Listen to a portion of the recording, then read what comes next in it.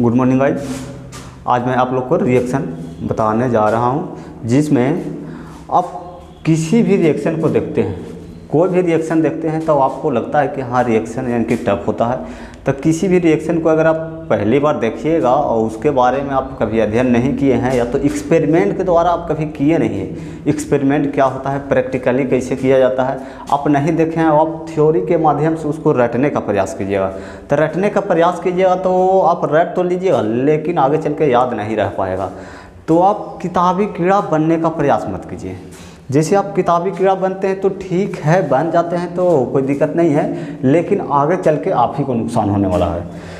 आगे नुकसान क्या होगा कि जैसे आप जो चीज़ याद कीजिएगा तो वो आपको याद रहने वाला नहीं है, कुछ दिनों के बाद आप भूल जाइएगा। ऐसे भी एक कंसेप्ट आप समझिएगा कि यानी कि जो पढ़ा जाता है एक देख कर पढ़ा जाता है और एक सुन कर पढ़ा जाता है, सुन कर पढ़ा जाता है और एक खुद से प्रैक्टिकली करके पढ़ा जाता है, यानी खुद से यानी कि अपने से किया हुआ। तो इसमें अंतर क्या है आप पहले समझिएगा। देख कर जो कीजिएगा तो देख कर कीजिएगा तो ये आपको कुछ दिनों तक रहेगा, कुछ दिनों तक, यानी कि कुछ दिनों तक आप इसको याद कर पाइएगा। लेकिन जो सुना हुआ चीज़ है, सुना हुआ चीज़ आप जो सुने हैं तो सुना हुआ चीज़ ज़्यादा दिन तक नहीं रहेगा, ये कुछ टाइमों तक रहेगा, यानी कि कुछ समय तक रहेगा, कुछ समय तक रहेगा। लेकिन जो खुद से आप अपने से किए हैं, डिराइव किए हैं, उसके बारे में एक्सपेरिमेंट किए हैं, उसके बारे में आप खुद से ऑब्जर्व किए हैं, तो ये जो है से आपका यही लाइफ टाइम यूज करने वाले हैं। लाइफ टाइम यानी कि लाइफ टाइम जो है आपको यही काम देने वाला है। तो आप क्या चाहते हैं, किसी के बातों को सुनकर यानी कि कुछ समय आप मोटिवेट हो जाइएगा। हम मानते हैं कि हाँ कोई भी अगर आपको मोटिवेट करेगा तो आप मोटिवेट हो जाइएगा। तो अगर मोटिवेट हो गए तो डीमोटिवेट होने में भी आपको क्या दिक्कत है। मोटिवेट अगर पहले आप हो गए हैं तो अब नहीं सुनना स्टार्ट कीजिएगा तो डीमोटिवेट हो जाइएगा। अगर कोई चीज़ देखे हैं तो वहाँ आप देखें तो आपके अंदर एनर्जी, उत्साह आ जाएगा, हम मानते हैं। लेकिन उत्साह आ जाएगा, लेकिन अब वो चीज़ों को कुछ दिनों के बाद आप भूल जाइएगा, ठीक है। लेकिन जो आप खुद से किए हैं, प्रैक्टिकली किए हैं, एक्सपेरिमेंट किए हैं, उसके बारे में ऑब्जर्व किए हैं, ये आपका लाइफ टाइम चलेगा और ये कभी भूलने वाला नहीं है। ये किसी को आप सिखा सकते हैं, उसके बारे में आपके अंदर इतना एनर्जी, इतना जुनून रहेगा कि यानी आप किसी को भी यानी कि 500% तक उसको सिखाने का प्रयास कीजिएगा।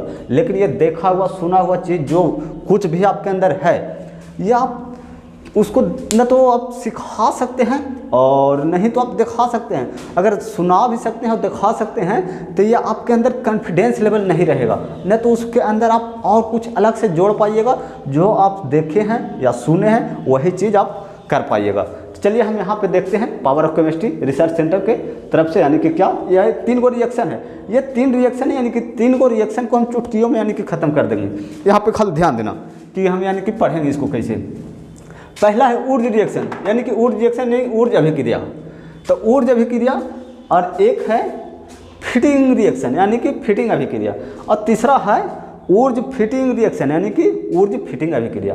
तो ये तीनों यानी कि एक ही बार में हम यानी कि क्लियर कर लेंगे। तो क्लियर कैसे करेंगे, तो अगर आपको याद है तो ठीक है, याद है तो ठीक है, और नहीं याद है तो आप रट लिए हैं तो और ठीक है, और अगर रट भी लिए हैं, अगर भूल भी गए हैं तो यहाँ पे देखिए कुछ ट्रिक एंड टेक्निक के माध्यम से मैं बताने का प्रयास करूँगा, आप सीखने का प्रयास कीजिएगा। देखो एक्चुअली में होता क्या है, पहले किसी का नाम जानना जरूरी होता है, तब डिफिनेशन। अगर कोई भी चीज़ पहले हम बताते हैं कि केमिस्ट्री में चीज़ें पहले आता है, केमिस्ट्री में चीज़ें पहले आता है और उसका आंसर बाद में आता है। जैसे हम बताते हैं कि ये पानी है तो पानी पहले आया है, इसका डिराइव इसके बाद किया गया है, पहले पानी आया होगा। ये नहीं कि पहले फार्मूला आया होगा इसके बाद पानी लाया गया होगा, पहले पानी आया, पानी के बाद इसको डिराइव किया गया कि ये बना कैसे है, इसके अंदर क्या है। हाँ, यानी कि इस आधार से हम यानी कि एक्सपेरिमेंट किसी के बारे में ऑब्जर्व कीजिए, सोचिए, समझिए कि हाँ एक्चुअली में होता कैसे है, होगा कैसे, इसके अंदर में हम और कुछ खोज कर पाएंगे, इसके आगे और कुछ हम सोच पाएंगे। हाँ तो सोच पाइएगा, लेकिन आपको कोई सोचने का मौका देता ना। हाँ यानी कि रटने का प्रयास मत कीजिए, मैं यहाँ पे सिखाता हूँ, यानी कि आप समझने का प्रयास कीजिए। चलो ये आपको जो है से आपको ये एल्काइल है, ये हैलाइड है, ये आपका एल्काइल है और ये आपका हैलाइड है। ये एल्काइल है, ये हैलाइड है, तो इसीलिए इसको कहते हैं एल्काइल हैलाइड। ये आपका जो है इसे सोडियम मेटल है, सोडियम मेटल है, तो सोडियम मेटल है। और ये भी आपका एल्काइल हैलाइड है। अब एल्काइल के मतलब क्या होता है, तो एल्काइल का मतलब यानी कि एल्काइल ग्रुप रहेगा। एल्काइल ग्रुप मतलब कि कार्बन की संख्या बताता है। कार्बन, 1 कार्बन है, 2 कार्बन है, 3 कार्बन है, 4 कार्बन है, 5 कार्बन है, 6 कार्बन। तो इससे यानी कि एल्काइल आपको हम इसीलिए यानी कि डायरेक्ट फॉर्म यानी कि फार्मूला के रूप में लिख दिए हैं कि आप 1 कार्बन का भी बना सकते हैं, 2 कार्बन का भी बना सकते हैं, 3 कार्बन का भी बना सकते हैं। डिपेंड करता है आप जितना भी बनाने का प्रयास कीजिएगा सब बनेगा। तो यहाँ पे ध्यान दीजिएगा, ये एल्काइल हैलाइड है, ये सोडियम मेटल है, सोडियम मेटल है। और ये जो है इसे ड्राई ईथर है, ड्राई ईथर का उपयोग यहाँ पे क्यों करते हैं, ड्राई ईथर का उपयोग इसलिए करते हैं कि ये सोडियम धातु अगर एल्काइल हैलाइड में डालें और अगर उसमें मॉइस्चर रहे, नमी रहे, तो पहले ये क्या करेगा, ये इसके साथ रिएक्शन न करके वो पहले मॉइस्चर के साथ यानी कि नमी के साथ यानी पानी के साथ ये जल्दी रिएक्शन कर जाता है। तो इसीलिए यहाँ ड्राई ईथर का उपयोग करते हैं। क्यों करते हैं, इसीलिए करते हैं कि यहाँ अगर कुछ वाटर यानी कि मॉइस्चर की अगर अवेलेबल होगा तो ये ड्राई ईथर जो है उसको सोखने का प्रयास करेगा, सुखाने का प्रयास करेगा, यानी ये कैटलिस्ट का काम करेगा। और इसको यानी कि रिएक्शन में यानी कि कोई कम नहीं है, ये कैटलिस्ट का काम करेगा, यानी उत्प्रेरक का काम करेगा। ये करेगा क्या, यानी कि इसमें यानी कि इसको हम रिएक्शन करवाने चले थे इसमें, और अगर मॉइस्चर रह गया तो ये पहले पानी के साथ आग लगाएगा, तो हमारा रिएक्शन हो नहीं पाएगा। इसीलिए इसको ड्राई ईथर के रूप में उपयोग करते हैं। ये करेगा क्या कि उसके आसपास मॉइस्चर होगा, पानी होगा, कुछ अवेलेबल होगा, तो उसको ड्राई ईथर जो है यानी कि सोखने का प्रयास करेगा और ये डायरेक्ट अटैक करेगा एल्काइल हैलाइड में।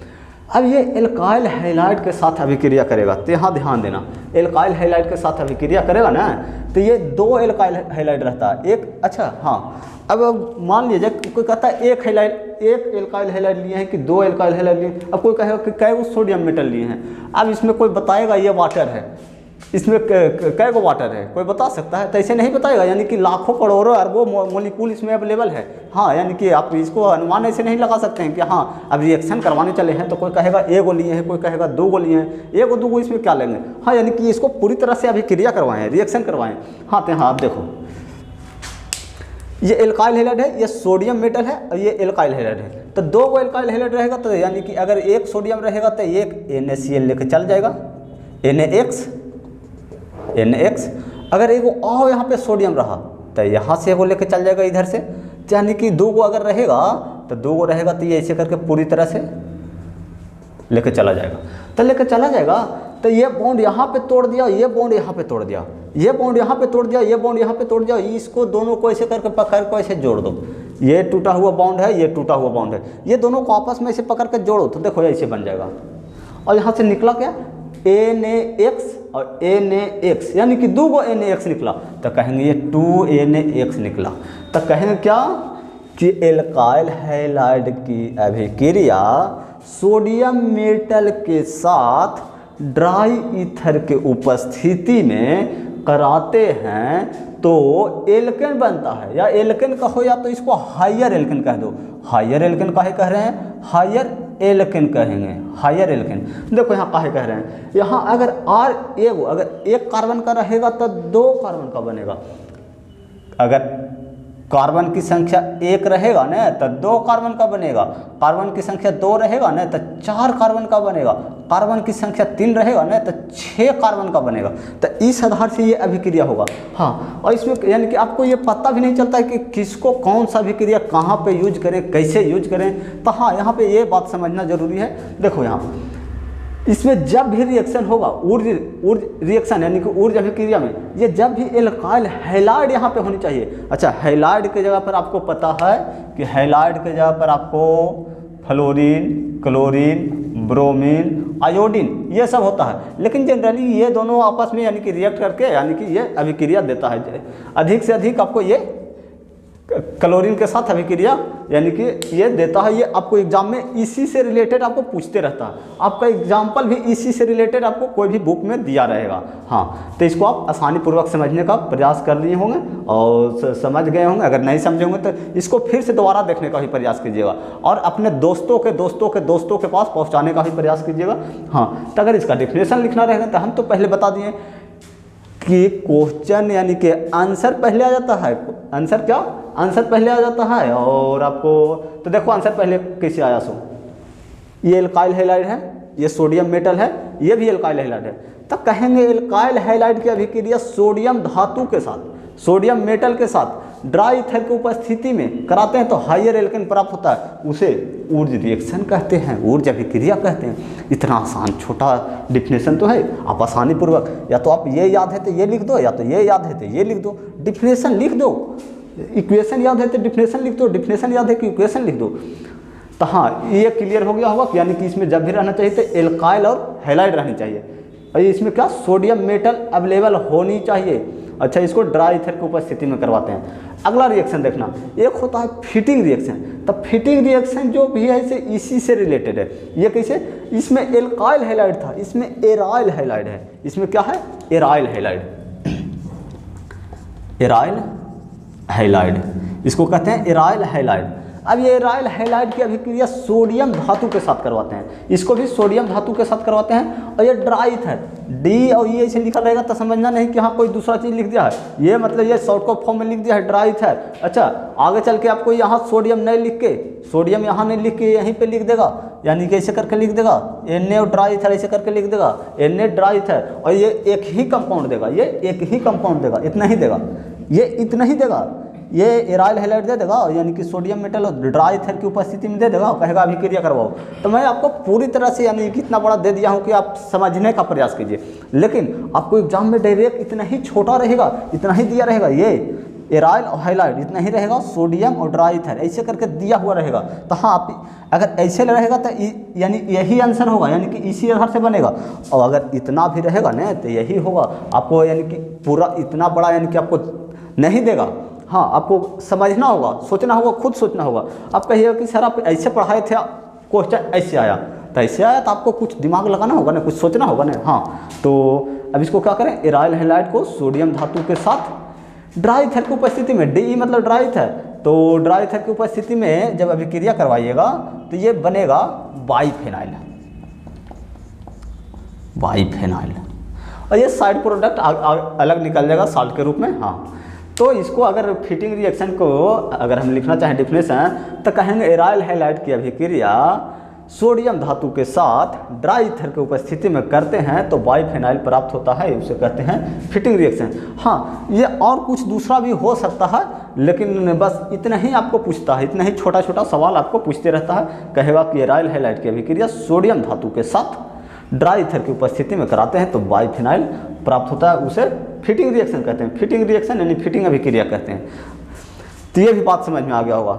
एक हाँ, इसमें जब भी रिएक्शन होगा तो हैलाइड होनी चाहिए। हाँ, करता क्या है, अब यानी कि एल्कोहल रहे या तो उसके साथ कुछ भी जुटा रहे, नाइट्रोजन भी है, NO2 ग्रुप भी जुटा रहता है, तो यानी कि डायरेक्ट रिएक्शन है, ऊर्जा रिएक्शन लगा देगा।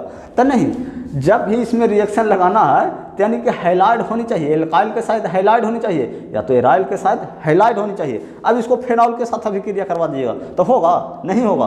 आप ज़बरदस्ती करवा भी दीजिएगा तो इसीलिए तो आपका नंबर कट जाता है। आप कहिए कि हाँ होगा, तो आप थ्योरी पढ़े हैं, खाली क्या किए हैं, सुने हैं, सुन कर उसको देखें, खुद से कभी किए हैं, खुद से भी करने का प्रयास करो।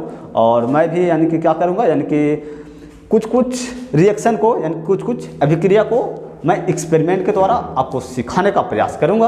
अभी रुक जाओ। हाँ, अब यहाँ देखो कि यानी कि Wurtz fitting reaction, Wurtz fitting reaction. तो ऊर्ज फिटिंग रिएक्शन ध्यान देना, ऊर्ज फिटिंग रिएक्शन, ये ऊर्ज है और ये फिटिंग है। देखो तो ये ऊर्ज है, ऊर्ज को यहाँ लेके चला आया, और ये फिटिंग है, फिटिंग को यहाँ लेके चला आया। तो ये ऊर्ज वाला में क्या था, एल्काइल हैलाइड, देखो एल्काइल हैलाइड रख दिया। ये फिटिंग वाला में क्या था, एराइल हैलाइड, देखो एराइल हैलाइड रख दिया। तो एल्काइल हैलाइड और एराइल हैलाइड की अभिक्रिया सोडियम धातु के साथ ड्राई ईथर की उपस्थिति में कराते हैं तो इस आधार से प्रोडक्ट बनता है। लेकिन ये जो प्रोडक्ट जो बनता है से एक नहीं बनता है, ये मिक्सचर कंपाउंड बना देता है। क्या बनाता है, मिक्सचर। कैसे पता चला सर, हाँ तो कैसे पता चला सर, ध्यान दो। अब जब रिएक्शन करवाने गए हैं तब ऐसा तो नहीं ना है, जब ये एल्काइल हैलाइड है, एक बीकर में डाले होंगे तो एल्काइल हैलाइड और सोडियम धातु डाले होंगे, तो ये दोनों अगर आपस में मिला होगा, ये दोनों जब आपस में मिला होगा तो ये क्या बना दिया होगा, ये आपको बना दिया होगा, ऐसे करके बना दिया होगा, देखना R R, ऐसे बना दिया होगा, यानी कि ये बना दिया होगा। ये जब दो वो आपस में मिल के सोडियम, अगर दो वो मोलिक्यूल सोडियम को अगर मिल गया होगा तो ये ऐसे बना दिया होगा। अगर ये और ये एगो सोडियम मिला होगा, यानी कि एक ये मिला एक ये मिला और ये दोनों को सोडियम मिला, तब ये बनाएगा। लेकिन जब इसको अगर दो को सोडियम मिल गया होगा, अगर इसको खाली सोडियम मिल गया होगा तो ये क्या करेगा, ये बाइफेनाइल बना देगा, यानी बाइफेनाइल बना देगा, यानी ऐसा बना देगा। तो ये मिक्सचर कंपाउंड बनाता है। हाँ, तो यानी कि इतना आपको समझ में आ गया होगा। तो आप ये इस वीडियो में अगर कहीं पे भी आपको दिक्कत लगे, डाउट लगे, कहीं पे भी अगर नहीं समझें तो आप वीडियो में यानी कि कमेंट करके ज़रूर बताएं, और चैनल को लाइक सब्सक्राइब एंड शेयर जरूर करें, अपने दोस्तों के पास ज़रूर पहुंचाने का प्रयास करें। Welcome, power of chemistry, Pawar sir.